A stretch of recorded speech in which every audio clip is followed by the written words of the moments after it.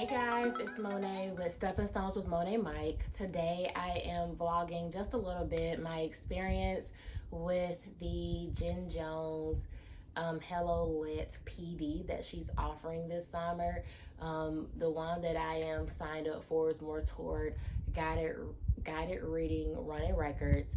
And so today, June 6th, I am attending it, and I'm actually really excited because I wanted to attend her conference last year, but unfortunately some scheduling things didn't work out on my part, and so I wasn't able to participate. But I did put like a pin in it and said that I did want to experience her PD because, as you all know, every year I teach English or English and social studies.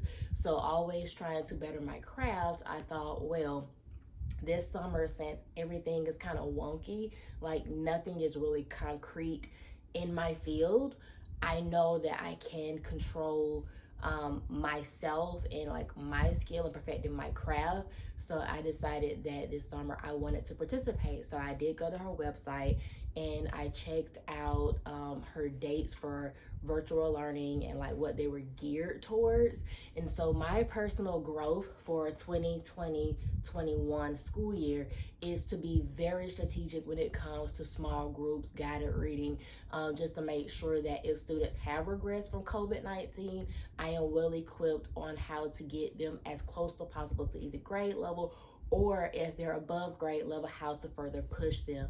So again, to just really make sure I have everything I need to be equipped for the new school year. I may not be able to control how many kids are in my class. I may not be able to control whether we're in class or virtual, but I can control myself and I can control my knowledge base. So again, that is why I decided this summer to participate in her Hello Lit virtual PD. So I'm not gonna like film the entire thing where she's talking and giving, her tools, but I am going to give you all my feedback and let you all know what I pulled the most from it and how it was beneficial to me. So I hope that you guys enjoy this video.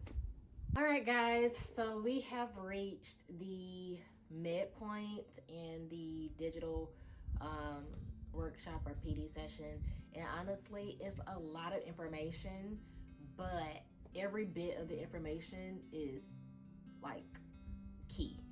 Like everything she says is, not to say she's like a know-it-all or anything like that, but everything she says is so important. Like, it's very clear. She does a wonderful job of breaking things down and helping you to visualize. So like she'll say something and then she'll give you some type of way to visualize it or see it within your class, or she'll ask you if it applies to you, like how many of you have students that are like this or that.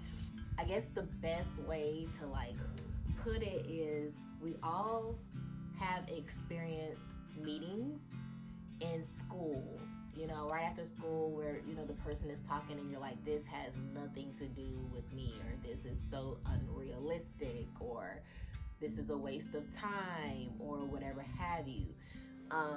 But I can honestly say that this training definitely is just spot on, and it's honestly everything that I need to better myself. And that's the greatest thing about the teaching community, when we do support teachers, support people that have actually been inside of the classroom, have actually fulfilled roles, and they're not just talking to you based off of numbers and data and experiments and surveys, but they're really talking to you from working with students. All right, guys, so I just finished the PD for guided reading for grades 3 through 5 from Hello Literacy. If you don't know, that's Jen Jones, and it was phenomenal. I really enjoyed all of the tools that were given, and I think I said that during the intermission that we had like a 5-minute break, that it was going really well, and it's just jam-packed full of golden nuggets. So the only thing that I think, if I had to like list something that I was thinking to myself, I promise you I'm not popular. I am not popular. The only thing that I think I wish I could have got more clarity, which actually just kind of comes from me, is, you know, given that I'm always departmentalized and I always have limited time, just really having a better idea of how to organize my time. Like, I know I have to get in word literacy, word work, guided groups, you know, of course, the whole group,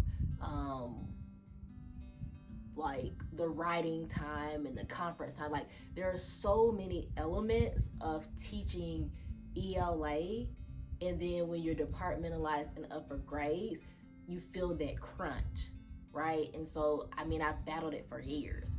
There's always, I feel like, a loss. And so, like, I just wish it was a little bit more clarity on just how to best use your time. Like, even if it's a model that, of course, I'm going to tweak because only I know how much time I actually have. But I think sometimes, you know, when people are giving you all of these tools and all this information, you know, that's the wheel that's spinning in my head, is all of this is wonderful. How do I squeeze this in an hour? How do I squeeze this in an hour and 30? Because I think that's the longest I've had with a group, is an hour and 30 minutes. But my norm is usually an hour. And so again, you just have so much to put into that time. So I think I want more guidance, or it would have been nice to get more guidance on just using your time wisely. But again, that comes on my part. Now that I have all that wonderful information that she's given me, I have to go back to my drawing board and see how can I chunk it to work for me, because that's, you know, the biggest thing I do with all PD. I pull what I know I definitely want to use and read more about, because it can't just stop in that session. Like, you definitely have to read more books and articles on that topic or that skill to really master it. But I also just have to self-reflect and see how I can best do it. And so the last thing I'll say, so my wheel was also turning on how would this look remotely? Like, how would small groups look remotely? If students did have journals or books and things of that nature, like how to make it accessible to everybody, how to know how to like check it, like how would students like upload that for me to see their thoughts, their annotations, or things of that nature. So those are all the things that I was thinking about. But again, like, she laid the foundation in a sense, and then now it's just up to me as the teacher to make it best fit me. So this isn't a very long video, but I just wanted to share my experience today, and it is wonderful, and I would recommend it for people that teach reading. Even if you don't teach ELA, it's always important to integrate those skills and strategies into your science, your history, or your math. So definitely look into it and see if there are any trainings that she provides that could best suit you and help you to be a stronger integrator of English. So I hope everyone continues to have a great day. Thank you for watching this video. If you have not already, go ahead and subscribe. I'm about to jump into a series on mindfulness, which is how I achieved work-life balance. And I'm also gonna be doing several videos on planning and what does that look like using my 2020-21 school year teacher planner. So it's always weird when I say 2020-21. It's just a lot of work. But definitely looking forward to those videos, because I think that in the past I've always done like how to prep over the summer, how to interview, how to get the job.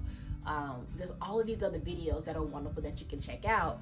But in a time such as this, I feel like it's so important to kind of go a little bit deeper. Yes, we're teachers, but we're individuals, and we need peace, we need grace, and we need to know how to give ourselves grace.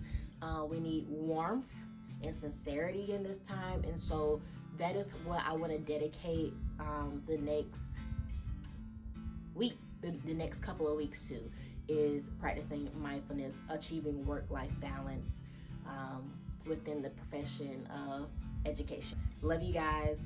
Bye.